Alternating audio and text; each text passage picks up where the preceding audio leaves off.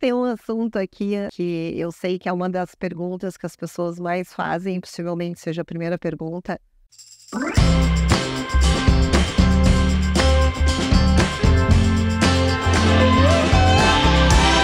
Opinião de ordem absolutamente pessoal, eu não consigo imaginar a possibilidade de colocar ela dentro do porão da aeronave. Eu sou mãe italiana, eu sou descendente italiano, eu sou aquela que anda com mantinha dentro da bolsa. Eu botei a ela do meu lado no restaurante em cima de uma caminha, óbvio, as caminhas maravilhosas da Cuculola que a gente usa e que eu não vivo sem. Pego uma mantinha, é que aqui a gente destrói o cenário, é que aqui tá gostoso. É muito fofa, mantinha. Eu sou daquelas que tá aqui, botou o cachorro do lado e botou a mantinha, né? Não existe. Então, qual é a chance de uma pessoa como eu colocar o cachorro dentro da caixa e perder totalmente o controle de como tá o cachorro? Ela é uma cachorra muito ligada em mim, então ela não teria a mínima condição de ficar num lugar barulhento. É escuro no porão? É escuro no porão. Escuro, barulhento, longe, né? Nós separadas, esquece. E na minha cabeça, é um lugar horroroso e perigoso. Nós já tivemos casos, né? Que eu fiz matéria de todos eles.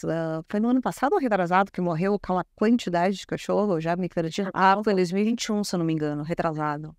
E um horror, porque eu me lembro que teve um espaço de 1 mês ou 2 meses que morreram 2 cães, né? Todos transportados no porão. E só que eu me lembro que eu entrei nessa briga, por sinal, é uma briga que eu travo nos bastidores, mas eu sou uma menina muito comportada, que eu não conto quando me pedem para... Eu sou ótima, se tu me fala assim, não conta, eu tenho uma espécie de amnésia, porque eu esqueço, e eu de fato não conto. Mas eu converso com algumas companhias aéreas, eu já tive uma série de reuniões, tem coisas que eu não posso contar, que eu adoraria contar, mas justamente questionando, né, lutando pelo pet na cabine, que pessoas que têm o meu perfil, cães que têm o perfil da ela, não existe a mínima possibilidade de ir no porão.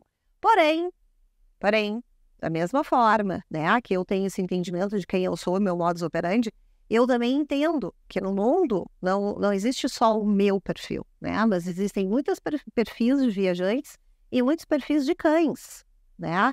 Então, às vezes, tem cães que nem que a companhia permitisse, tem uma condição de treinamento, de adestramento adequado para estar dentro da aeronave. Seria uma calamidade para todos, seria uma experiência péssima para todos, inclusive para o cachorro.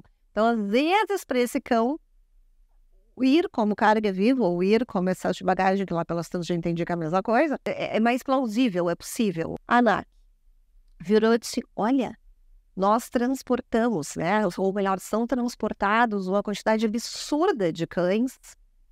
Morreu 4. Cara, mas esse morreu 4. E o que significa para os tutores desses 4? Não estamos entrando nesse assunto. Tá bom. Eu até... Não, E eu fiz toda essa introdução, porque na minha concepção, eu juro, eu vou a nado. Eu vendo o rim. Tudo bem que meu rim não vale muita coisa. Eu vendo o rim, eu freto um jato, que por sinal isso é um assunto interessante para falar, porque acho que na Europa ou nos Estados Unidos... Tem um voo que faz de Nova York e Paris. Tá? De jato. Já tem uma galera. E tem também da Inglaterra para Austrália. Também tem uma empresa de jato. Obviamente que são pessoas que podem pagar por isso, né? Mas isso mostra que, né, existe esse perfil de gente que jamais deixaria o seu cão. Porém, vamos lá fazer uma análise jornalística geral. Existe uma quantidade imensa. Tu tem um número de quantos cães viajam? Não. Por dia, por semana, por mês? São muitos cães. Muitos cães, porque assim, se você hoje for para Guarulhos, nosso aeroporto aqui de São Paulo, você olhar, você vai ver muito cachorrinho no aeroporto, mas muito cachorro. Eu estive alguns dias atrás, umas 3 semanas atrás, eu fui viajar e aproveitei e fiz um embarque, né? A quantidade de cachorro era inacreditável. Às vezes eu tenho passageiros, eu tenho às vezes 2 famílias que não se conhecem e que estão no mesmo voo. Né? Então é uma quantidade muito grande. E entendo sua preocupação também em relação ao excesso de bagagem. A pergunta é seguro? É seguro. É seguro.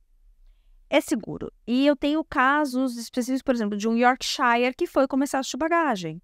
Porque o tutor falou, ele não vai se comportar na cabine, ele não vai ficar. Eu prefiro que ele esteja num lugar que não tenha estímulos, como o cheiro de comida que está passando, pessoas estranhas que vão mexer nele, que vão querer brincar. Acende e apaga a luz, eu sei que o meu cachorro vai ficar melhor no porão. Eu tenho famílias que já falaram isso para mim, né? É seguro? Sim, é seguro. O problema maior não é dentro do porão. É o caminho que se faz até o porão. Por quê? Porque se está muito quente, se está muito frio, nevando, ele fica ali na pista um tempo até ele ser carregado no porão. Qual é a temperatura do porão? A mesma temperatura da cabine. Por quê? Como é que funciona o excesso de bagagem? Eu fui convidada pela Air Canada para ir conhecer o porão da aeronave, para ir conhecer o processo. E vou te dizer, isso me deu um pouco mais de segurança em relação ao excesso de bagagem, porque antes eu também tinha um pouco mais de reticência, porque eu não conhecia o processo. Hoje eu conheço o processo de ponta a ponta. Eu sei que quando o cachorrinho chega, ele não vai na esteira de bagagem, ele vai para um lugar especial. Quando o avião, como eu falei, ele é dividido em alguns setores. Um setor que vai somente as bagagens dentro de containers e o cachorrinho vai num setor onde as bagagens não vão, que está dividido. E quando vão algumas bagagens ali, são aquelas que são despachadas na borda da aeronave que vão presas com uma rede. E o cachorrinho vai na caixa dele preso com uma cinta no chão para a caixa não ficar andando, né? E não cai nada dentro dele. Quando o comandante vai começar o voo, ele recebe que tem um cachorrinho ali, que vai ter. Então, ele já sabe que ele tem um certo procedimento a seguir para poder levantar voo. E esse procedimento ele regular a temperatura dali, ele colocar oxigênio ali e colocar pressurização. Então, ele sabe que ele precisa, ele sabe que tem um ser vivo ali dentro, e ele vai tomar essas precauções, tem todo um protocolo diferente para isso. É lógico, ninguém vai lá ver se o cachorrinho tá bem. Não tem como, não se tem acesso. Lufthansa, ela é excelência em transporte de pets com excesso de bagagem. Tanto que a Lufthansa tem um lounge para pet no seu aeroporto em Frankfurt, né? Eles têm um serviço de handle do animal, que é tirar de um lugar, colocar no outro, completamente diferente das outras companhias. A pergunta é seguro? Dentro da aeronave tem a temperatura que ele estaria lá em cima, ele tem a pressurização e a oxigenação. O risco se há algum problema e despressuriza o avião, não vai cair uma máscara de emergência lá embaixo. Porque eu me lembro, inclusive, que a primeira vez que eu voei com ela a bordo, eu falei que ela voou 10 vezes, né? Ela voou 12. Porque teve aqui... 12 não, 11, né? Que foi a ida de Porto Alegre a São Paulo como carga. Essa a gente não conta, tá? Essa você não lembra. A gente pede perdão até hoje. Mas eu me lembro que a primeira vez que eu voei, eu estava neurótica. Porque eu cheguei, entrei e disse, moça. E se cair a máscara? Eu já vou avisando que eu vou botar nela, não vou botar em mim, não quero nem saber. Então, são 4 máscaras, né? Porque sempre pode ter um bebê, pode ter uma criança, pode ter um bebê de colo e esse bebê vai precisar da máscara. E é por isso até que a gente não pode, em alguns voos que não estejam, né, para isso, a gente não pode ter um bebê de colo e um cachorro na mesma fileira. Justo. E teve um desses voos, né, porque cada voo foi uma história, com uma tripulação, blá, blá, blá. Eu lembro que a comissária de bordo, ela chegou e disse assim, olha, caso haja uma despressurização e as máscaras caem, primeiro coloca em ti e depois na ela. E eu achei aquilo, eu disse, quer casar comigo? Eu fiquei assim, dizendo, meu Deus. Que é a mesma coisa que uma criança. Esse é o mundo que eu vivo, esse é o mundo que eu pertenço. É porque esse podcast, tudo isso existe por causa disso, porque eu, de fato, acredito vivo, né? Eu e ela é essa vida. Então, agora eu já entro tranquila, sabendo que vai cair. Se precisar, tem a máscara dela. De hoje, as companhias já estão começando a perceber isso também. Que a segurança do cachorrinho também faz parte da entrega do contrato. Porque, assim, A companhia aérea, o contrato dela com você é um contrato de transporte, né? Não importa se esse contrato de transporte é para um humano ou para um pet. Ele tem que ser entregue de forma satisfatória e com segurança. É lógico, acidentes podem acontecer, né? Com humanos ou com pets. Mas não é isso que eles almejam. E é seguro, sim. É seguro, sim, voar. É seguro. Você voou 10 vezes com ela. A bordo, por uma questão de estatística, né? Se fosse tão perigoso assim, teriam mais casos de mortes, de óbitos, né? Por outro lado, tem até, eu tava contando essa história, eu tava lembrando, tem uma conta no Instagram que chama Fly Together, alguma coisa assim, tá? Eu já troquei algumas mensagens com essa moça, e eu até achei muito querida, porque depois que ela teve esse episódio da cirurgia, ela escreveu uma mensagem dizendo assim, puxa vida, estamos muito felizes de saber que ela já tá bem. E por que esse comentário dela me marcou? A gente começou a ter uma troca de mensagens e tem um ponto que a gente discorda. Eu, obviamente, que luto com todas as minhas energias, forças, por aprovar pet a bordo, não apenas o pet do suporte emocional, que eu não preciso brigar. Eu já sou suporte emocional, eu já vou, eu já treinei a minha cachorra. Mas eu tô lutando por quem não é o suporte emocional, por todos. Mas eu sempre levanto uma bandeira, que é a importância da educação do cachorro, do treino do cachorro para ele estar ali. Vou contar uma coisa que tu não faz nem ideia. Ai, meu Deus do céu. Calma, eu já vou contar. Mas antes de contar, eu preciso falar outra coisa.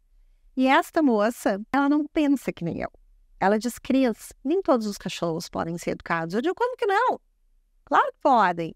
Nem todos os cachorros podem ser treinados. Nem todas as pessoas podem treinar os cachorros.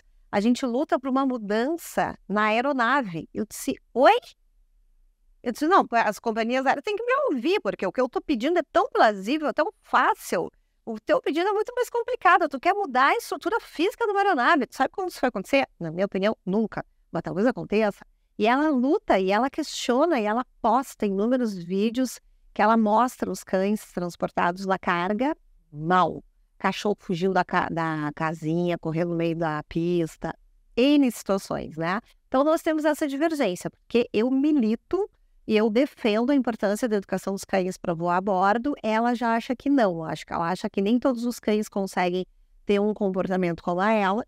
E eu fiquei muito feliz quando o Gustavo Campelo, que está adestrando a ela para não pegar comida no chão, eu virei e disse assim, Gustavo, me diz... As pessoas dizem, será que eu estou querendo que eu acredito nesse mundo porque a ela é assim, mas os cachorros não são que nem a ela?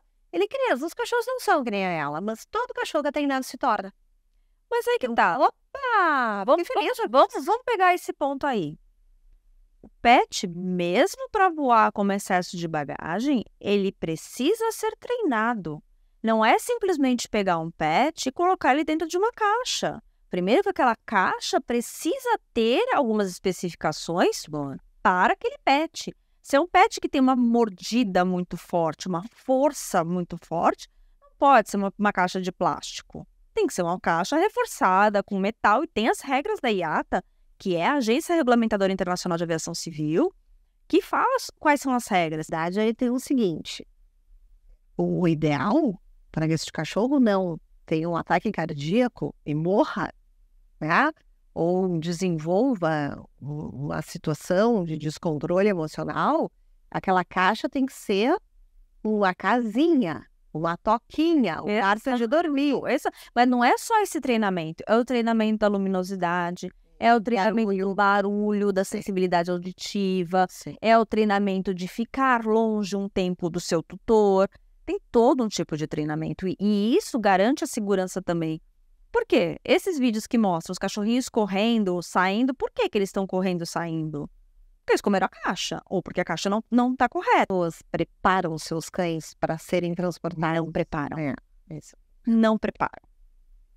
Não preparam. Eu tive conversas com companhias aéreas, tanto para tentar entender o porquê deles não permitirem cães maiores ou... né? Já escutei respostas de tudo quanto é tipo, mas as próprias companhias aéreas não estão preparadas e as pessoas não estão preparadas para prepararem seus cães.